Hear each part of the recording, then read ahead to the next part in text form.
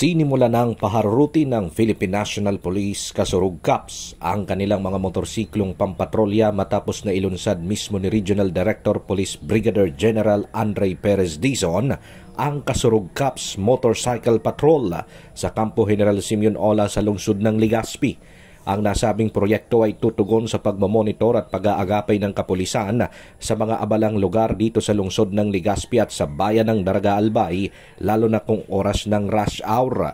Ayon kay General Dizon, ang mga motorcycle units na ito ay ang mga nirecall na mga motorsiklo sa iba't ibang police stations na hindi na ginagamit at saka ipinaayos at ngayon nakabuo ng 20 motorsiklo na lumilibot sa nasabing lugar.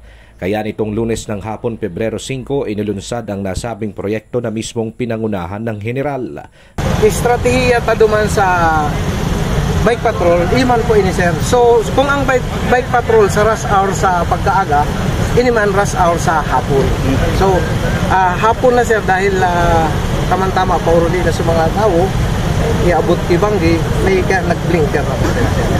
May blinker yan sir, ma'am, may wangwang yan. So ito ay karagdagang police visibility effort sa atin dito sa Bicol Region. Bawat isang motorsiklo sir, isang tao, body-body system pa rin?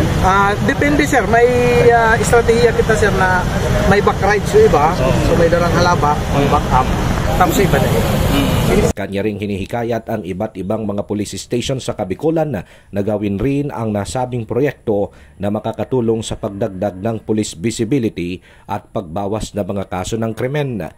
Samantala, sa ikalawang araw nito ay namataan rin ang kauna-unahang positibong resulta ng motorcycle patrolling matapos na makapagresponde ang mga motorcycle cops sa isang lalaking naagapang tumalon sa tulay ng Macabalo River sa Barangay Dapdap, Legazpi City na agad namang natugunan ng mga otoridad.